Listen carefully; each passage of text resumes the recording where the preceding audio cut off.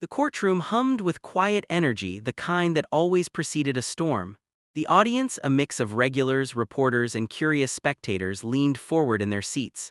The lights overhead buzzed softly, catching the polished shine of Judge Judy's bench. Papers shuffled, cameras adjusted focus. And then the door opened. Karen Reynolds walked in like she owned the place. Every step was a declaration, heels clicking sharply on the polished floor, chin tilted high enough to make her look untouchable. Her hot pink dress hugged her figure like a defiant statement against subtlety. Her jewelry clinked as she moved, each sound screaming for attention. She tossed her bleached blonde curls over her shoulder and smiled at the cameras. A smile that wasn't kind, it was smug. Behind her followed Lisa Miller, quiet, modest, unassuming. She clutched a folder of papers against her chest like it was armor. Her soft brown hair was pulled back neatly, her outfit plain but clean. She looked like she didn't belong in the chaos of cameras and arrogance. The contrast was striking. One woman glittered, the other simply existed. The bailiff called out, "Case number 1045, Lisa Miller versus Karen Reynolds." Judge Judy adjusted her glasses, the faintest smirk tugged at her lips. "Let's get this circus started." Karen laughed, a loud, grating sound that turned every head in the room. "Oh, I've seen this show 100 times, Your Honor. Let's make it quick. I have a yoga class." The arrogance in her tone rippled through the air. A few people in the back exchanged looks. Judy raised an eyebrow, her face unreadable. "Oh, you're confident, aren't you?" Karen leaned against the plaintiff's podium. "I'm just not worried. This whole thing is ridiculous." Lisa's voice came out small, trembling slightly. "She destroyed my property, Judge, my garden, my fence, and part of my shed." Karen scoffed so loudly that it cut through the air like a slap. "Destroyed? Please, her little garden looked like a jungle anyway. I just had the landscaper clear the weeds. You're welcome, by the way." Gasps filled the courtroom. Even the bailiff muttered, "Oh boy," under his breath. Judge Judy leaned forward, elbows on the bench. Her tone sharpened. "So let me get this straight. You entered her property, tore down her fence, and hired someone to rip out her plants without permission." Karen folded her arms across her chest. "Yeah, because her mess was lowering my property value. I have standards, Your Honor." The audience chuckled. Judy didn't. "You have standards," she said slowly, her eyes narrowing.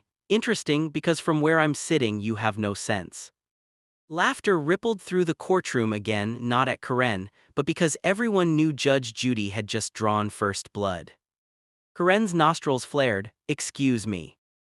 Judy slammed her hand on the bench. "Excused? You think you can bulldoze through someone else's life because you don't like how their backyard looks? That's not standards, Ms. Reynolds, that's arrogance." Lisa shifted slightly, her hands trembling on the folder. Karen shot her a glare sharp enough to cut glass. "Listen, Judge," Karen said, waving her manicured hand dismissively. "I pay taxes, I have rights." "Rights don't give you permission to trespass and destroy someone's property," Judy snapped back. "Unless your taxes are paying for your neighbor's garden too, which I highly doubt." The audience erupted in laughter again. The bailiff's face twitched as he tried not to smile. Karen's smirk wavered, but she doubled down. "You're all overreacting. It's just a few plants and a cheap fence. Honestly, I improved the view." Lisa finally looked up, her eyes shimmering with hurt. "Those weren't weeds, they were my grandmother's rose bushes. She planted them before she passed away." For a moment, the room went completely silent. Even Karen froze, her mouth opening just slightly before she caught herself. Judy's voice lowered, steady and cold. "You tore out a woman's memorial garden." Karen forced a laugh, trying to brush it off. "Oh, come on, how was I supposed to know? It's not like there was a sign that said, 'Dead Grandma's Garden.'" The audience gasped, even the bailiff frowned. Judy's eyes went razor sharp. "You didn't need a sign, Ms. Reynolds, you needed decency, something you clearly left at home." Karen's cheeks flushed red. "I'm not the villain here, Judge. She's just mad because I have better taste and better property." Lisa whispered, "You destroyed my memories." Karen rolled her eyes. "It's not my fault she can't take care of her stuff." Judge Judy leaned back in her chair and folded her hands. For a moment, the room was so still that even the camera operators stopped moving. Judy's face softened not out of kindness but out of deep, dangerous calm. "Ms. Reynolds," she said finally, "you remind me of a spoiled child who's never been told no." Karen smirked again, trying to recover. "Well, I'm not a child." Judy tilted her head, "Then start acting like it." The words hit like a slap. Karen looked away, jaw tight, the silence stretched. Then suddenly she laughed again, loud and forced. "Oh, come on, Judge, what's the worst that can happen? You find me." Judy's eyes glinted. "You think this is funny?" Karen shrugged, "A little." "Then you're going to love what happens next." Judy's hand slammed onto the bench, the sound cracking through the room. "You owe Ms. Miller $14,732 for property damage, trespassing, and destruction of personal items. And I'm referring this case to small claims enforcement because you have a lienable property, your house." Karen blinked. "My what?" "Your house," Judy repeated, her voice dropped lower. "If you fail to pay within 30 days, your property can be seized to satisfy the judgment." Karen's eyes widened. "You can't do that." Judy leaned forward, her gaze cold enough to freeze steel. "Watch me." The room fell utterly silent. The tension was so thick you could feel it pressing down on your chest. Karen turned to look at the audience as if expecting someone, anyone, to defend her. Nobody moved. Every face in the room was unreadable. Lisa's shoulders trembled, tears threatening to spill down her cheeks. For the first time, she allowed herself to breathe. Judy wasn't done. "You see, Ms. Reynolds, you think money and confidence can protect you, but in my courtroom, the law does." Karen stammered, This isn't fair." Judy slammed the gavel. "Fair? You should have thought about fairness before hearing a bulldozer for someone else's garden." The gavel struck again. "Case closed." The sound echoed like thunder. Karen stood frozen for a second, her chest heaved. Her once perfect smile had collapsed into disbelief. She gathered her handbag, her trophy, her shield, and clutched it to her chest. Her heels clicked sharply as she turned and stormed toward the door.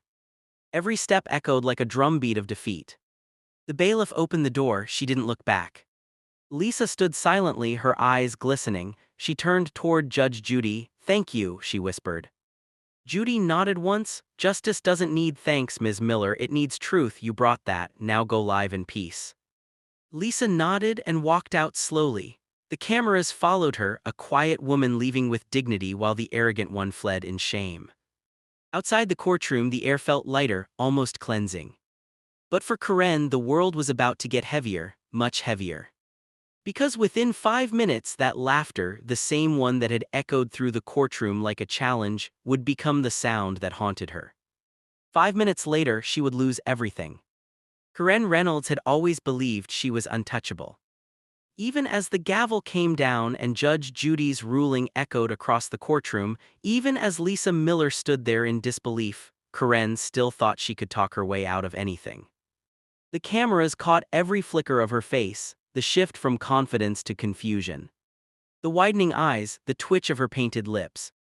$14,732, Judge Judy repeated firmly. "You have 30 days to pay Ms. Miller, or your property, your house, can be seized to satisfy the judgment. Case dismissed." The gavel slammed down. The sound was final, heavy. Karen flinched. But before anyone could notice, she lifted her chin again and forced a scoff. "Oh, please, I'll appeal," she muttered. Though everyone knew this was small claims, there was no appeal. She shoved her chair back, grabbed her oversized pink handbag and strutted out with her head high, pretending not to see the smirks and whispers around her.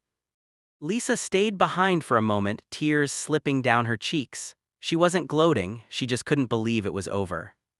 Outside, the California sun hit like a spotlight. The swarm of people, the sound of the street, everything felt louder. Karen squinted against the brightness as if even the world was mocking her. Reporters waited by the steps holding microphones. "Ms. Reynolds, how do you feel about Judge Judy's ruling?" Karen plastered on a fake smile. "It's TV, you people actually think that matters? Please, I make more than that in a month." She shoved past them and stalked toward her car, a white BMW with vanity plates that read QENKRN. But when she got inside and shut the door, her hands trembled. She sat still for a moment, staring at her reflection in the mirror. Her mascara had started to run, her foundation looked patchy. For the first time in years, Karen saw something she didn't recognize: fear. She laughed again, but it was thin, hollow. "Get a grip," she told herself. "It's just a stupid TV judge." That night, she poured herself a glass of wine and sank into her couch. The TV played reruns, ironically, of Judge Judy. The audience laughed at a clueless defendant trying to argue against evidence. Karen muted it. Her phone buzzed, dozens of notifications. Twitter, TikTok, YouTube, all showing the same clip. Her laugh, Judy's glare, the words that sealed her fate. "You think this is funny, then you're going to love what happens next." Karen stared at the thumbnail, her own face mid-laugh frozen in arrogance. The caption read, "Fat Karen laughed at Judy's threat, then lost her house." Her chest tightened. She clicked it. Millions of views, thousands of comments. People cheering her downfall. Instant karma. She got Judied. She deserved every bit of it. The internet was relentless: memes, edits, reaction videos. Every corner of the web had turned her arrogance into entertainment. She turned off her phone, tossed it aside, and downed another glass of wine. "Idiots," she muttered, "they don't even know me." But even as she said it, her heart raced. Her reputation mattered more than she'd ever admit. For years, she'd built her identity on control, perfect hair, perfect neighborhood, perfect image. Now that image was cracking. The next morning, Karen woke up late to a pounding headache. Her phone buzzed again, this time from her lawyer. "Karen, we need to talk," his voice came through, calm but cold. "I just got word the judgment was filed. You have 30 days to pay or enforcement begins." She sat up, rubbing her temples. "It's only 14 grand, Paul, I'll pay it. Plus fees, plus interest, plus the enforcement costs if it gets that far." "I said I'll pay it," she snapped. But when she opened her banking app, reality hit like a slap. Her business, an online boutique she'd launched during lockdown, had been losing money for months. Orders were down, rent was overdue, her credit cards were maxed out. She bit her lip. "Maybe I can sell something," she mumbled. Her eyes scanned the living room: designer furniture, marble coffee table, a massive chandelier she'd imported for ambience. She'd always bought things to look rich, not to be rich. Days passed, the video kept spreading. People recognized her at the grocery store. A teenage girl whispered to her friend, "That's her, the Karen from Judge Judy." Karen turned, glaring, "Got something to say." The girls burst into giggles and ran off. That night she called Lisa. Lisa almost didn't answer. When she did, her voice was cautious. "Karen. I just wanted to say congratulations," Karen said flatly. "You must be thrilled." Lisa hesitated. "I didn't do this to humiliate you, I just wanted what was fair."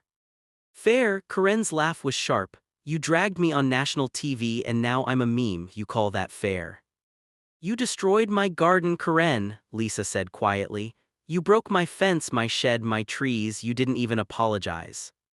Karen went silent, her throat tightened, but pride wouldn't let her admit it. "Whatever," she said finally, "enjoy your 15 minutes." She hung up. By week 2, the legal notice arrived. A plain envelope, simple black print, but inside a demand for payment, signed and sealed. $14,732, due in 30 days. Failure to pay may result in property lien and foreclosure proceedings. Karen dropped the paper on the floor. Her house, her pride, her identity was now on the line.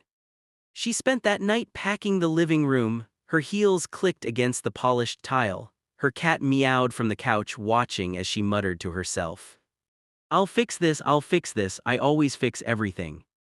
But fixing it meant money, and money was the one thing she didn't have. Her boutique had 3 pending returns, 2 refund disputes, and a shipment stuck in customs. She'd maxed out her Amex last month buying handbags for brand photos. She opened her laptop and searched, "How to remove small claims judgment." Every result said the same thing: you can't. She slammed the lid shut. On the 3rd week, Karen's HOA president stopped by.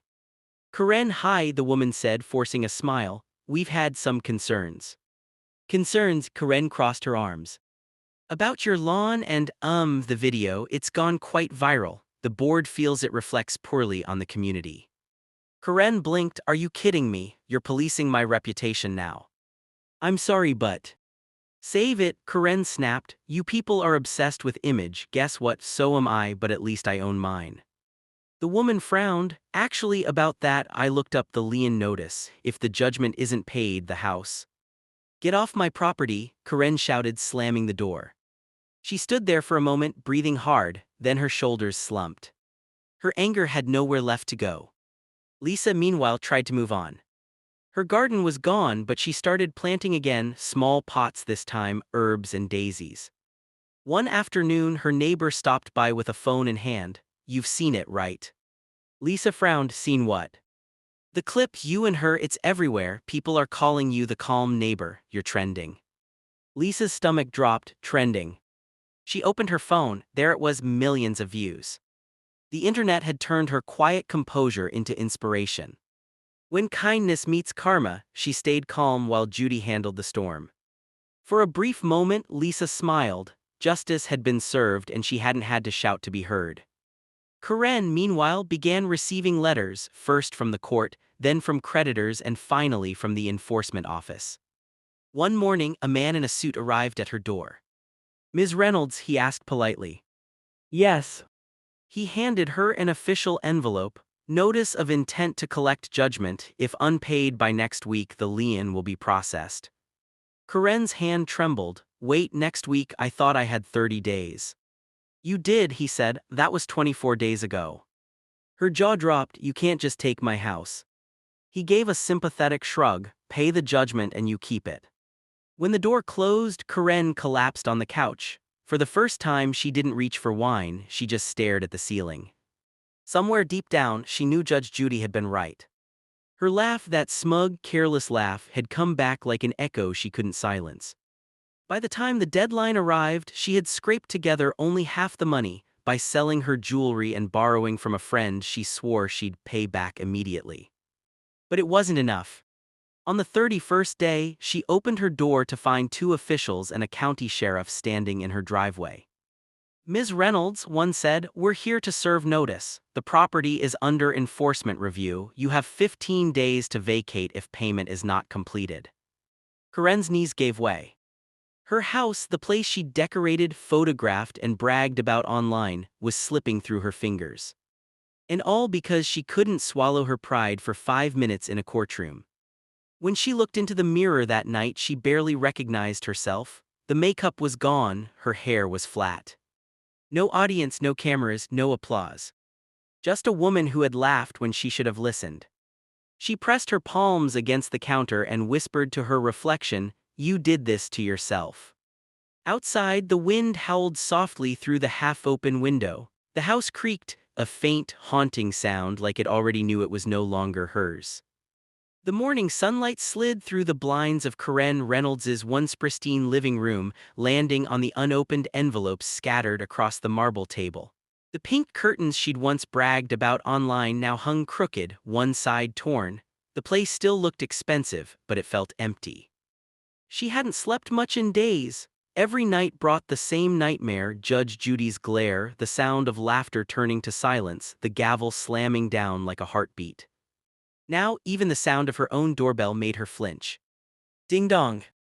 Karen froze, the air in her chest felt thick. Slowly she stood and opened the door. 2 men in business suits stood there, clipboards in hand. Ms. Reynolds, one asked. Her voice cracked, yes. We're from the county assessor's office. We're here for the property inspection prior to lien execution. Karen's heart sank. You mean repossession?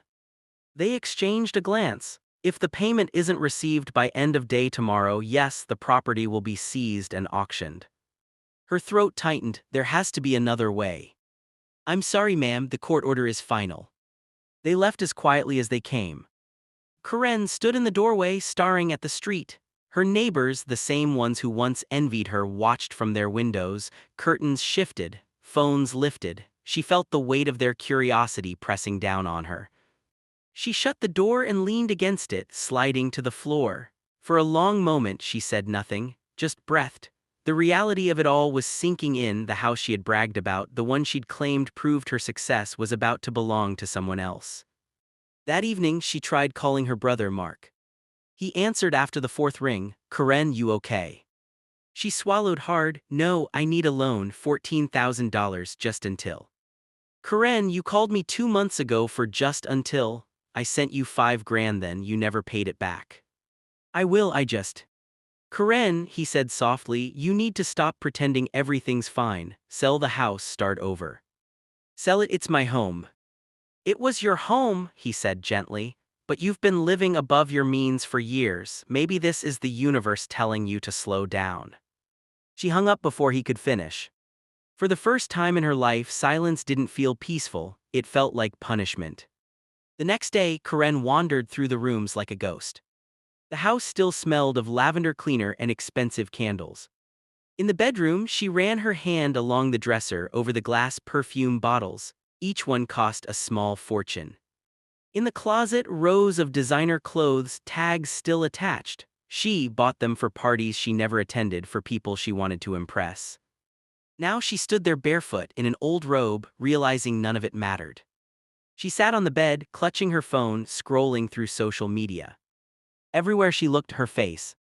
The meme, the laugh, the caption that wouldn't die. Fat Karen laughed at Judy's threat. 5 minutes later, she lost her house. Some videos were funny, some cruel. But one caught her attention. Lisa Miller, giving a small interview to a local reporter. Lisa wasn't gloating. She spoke softly, almost sadly. I never wanted to ruin her life, I just wanted her to understand that actions have consequences. I think maybe she does now. Karen stared at the screen, something inside her broke. For weeks she'd been angry at everyone, Judy, Lisa, the internet, even the mailman. But now all that anger drained away, leaving only shame. She whispered, yeah, I understand. By evening, a knock came again. This time it was a woman in her late 50s, Lisa Miller herself. Karen blinked in surprise. What are you doing here? Lisa hesitated. I heard about the foreclosure. I didn't want to gloat. I just thought maybe you could use someone to talk to. Karen almost slammed the door. Old habits. But then she saw the kindness in Lisa's eyes, the same calm she'd ignored in court. After a long silence, she stepped aside. Come in. Lisa entered carefully, glancing around the cluttered living room. It's beautiful, she said softly. Karen let out a humorless laugh. Was tomorrow it's gone. They sat opposite each other awkwardly. I watched the clips, Lisa said. People online can be cruel. Karen nodded. Yeah, well, I earned it. Lisa tilted her head. You know, I think what hurt me most wasn't the fence or the garden, it was the way you laughed, like it was all beneath you. Karen looked down at her hands. It was fake. I was scared, and the only thing I know how to do when I'm scared is pretend I'm in control. Lisa's eyes softened. Then maybe it's time to stop pretending. Karen looked up, her eyes glistened. I think it's too late. Lisa reached into her purse and pulled out an envelope. It's not much, just a check for the difference after the repairs. I wanted to give you something back. Karen stared, shocked. Why would you do that? Because anger doesn't heal anything, Lisa said simply. I got my justice, you got your lesson, maybe now we both get peace. Karen took the envelope, hands trembling. You're a better person than me. Lisa smiled faintly. Maybe I just had a better teacher. She stood and headed toward the door. Take care of yourself, Karen. When the door shut, Karen stood there for a long time, holding the envelope like it was something sacred. It wasn't the money that moved her, it was the mercy. The next morning, the repo team arrived. Trucks lined the curb, a locksmith changed the locks. Karen watched as her life was packed into boxes, the chandelier she'd boasted about, the velvet couch, the pink curtains, all tagged for storage. When the last box was sealed, she signed the papers with shaking hands. Ma'am, one of the officers said kindly, you have 30 days to collect your belongings from the facility. She nodded, thank you. As she walked down the driveway, the sunlight hit her hair, no longer perfect, just real. The air felt lighter somehow. She glanced back at the house one last time. The for sale notice gleamed against the glass. She didn't cry, not because she wasn't sad, but because the tears had already been spent. Weeks later, Lisa was out watering her new garden when she heard footsteps behind her. Karen stood there holding a small pot of daisies. Lisa blinked. Karen. Karen smiled shyly. Thought I'd contribute, since I ruined the last ones. Lisa's lips curled into a grin. You didn't have to. I wanted to, Karen said softly. It's the least I can do. They worked together in quiet rhythm, pressing the flowers into the soil. For the first time, there was no tension between them, just the sound of the wind, the chirping of birds, and the faint scent of forgiveness.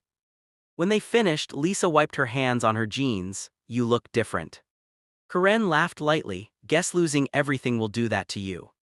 Lisa smiled. Maybe you didn't lose everything, maybe you just found yourself. Karen looked at the small daisy patch. The petals glowed under the sun. Maybe. Months passed.